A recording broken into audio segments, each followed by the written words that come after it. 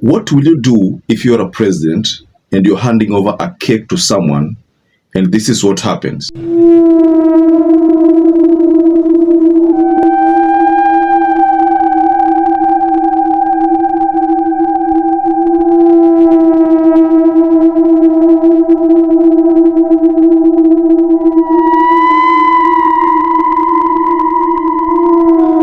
Now that video is of a scenario where President William Samoei Ruto, the President of the Republic of Kenya, was handing a piece of cake to the former Prime Minister's brother, who is the current party leader of ODM. But mysteriously, that cake ended up being thrown on the floor. You see, this issue has taken so many people by storm. People are discussing about it, and the big question is, was this intentional? Mimi watu nguyas nimecheka nikalia mahali niko. Kuna hii video ina circulate ya Oburu Odinga, brother ya Rao, akipewa keki na Kasongo. I think amekumbuka brother yake kitu alifanyiwa, akatema hiyo keki haraka upesi. Wacha niwashie hii video muone hapo. Yani Oburu Odinga anapewa keki, badala ya meze anatema.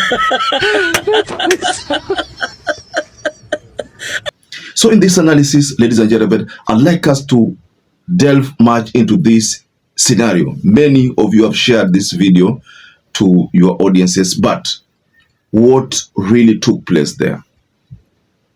Now, to answer that, ladies and gentlemen, I want to take you to Raila Amolo Odinga and the death. Let me tell you, Maina. Oburu remembered Maverick Aoko's story about Rao, whiskey, and a spike.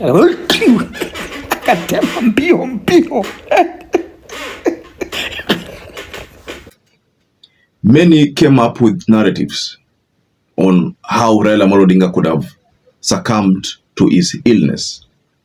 In this channel, we don't want to assume anything, but the point here is that many Kenyans believe that there was someone's hand in Raila Amolo Odinga's death. Now, we don't have proof on that, but that is something that people try to create. But of course, some would easily say that that was opposition's own way of pushing a narrative to paint the government a wrong way. But come to think of this, this is Oburu Odinga, the former Prime Minister of Kenya's brother. And he's the one who has been chosen to steer the ODM party, the party which Raila Amolo Odinga formed, a huge party with many following. So the person stood next to Oburu Odinga is the former Prime Minister's daughter, Winnie Odinga. And we all know Winnie Odinga has been doing a lot of politics, and people have already liked her or likened her to the Raila Amolo Odinga that they used to know, that she's the only person who can actually fit that shoe. Now, back to the issue of cake. Now, Oburu is handed over a cake by William Samoei to the president.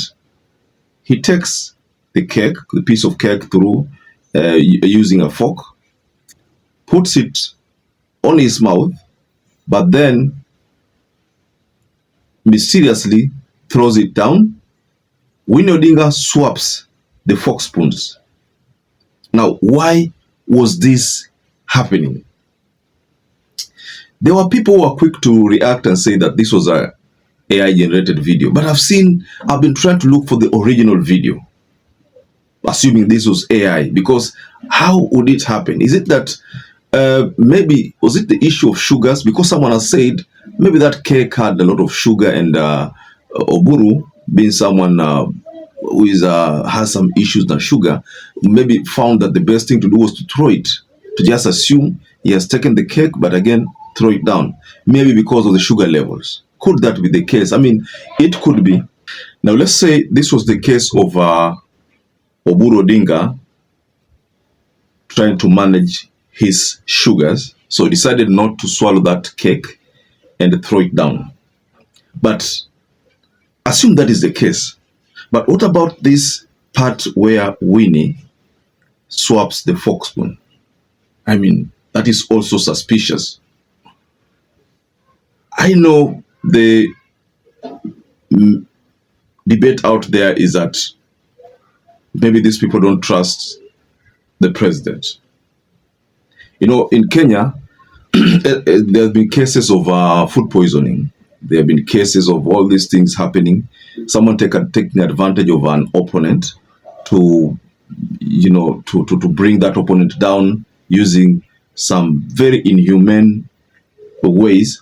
For example, like, poisoning someone. These things happen in different countries whereby a politician who is touted to be a challenge to the incumbent sometimes ends up facing such kind of issues of poisoning. So come to think of this,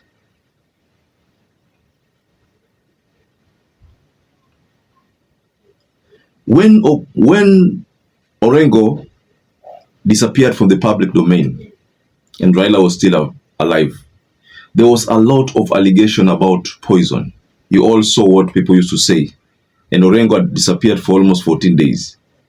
And that happened the moment Orengo was seen leading a delegation to State House. Then after that delegation, days later, Orengo was not seen in public. Then there was a lot of talk about poison.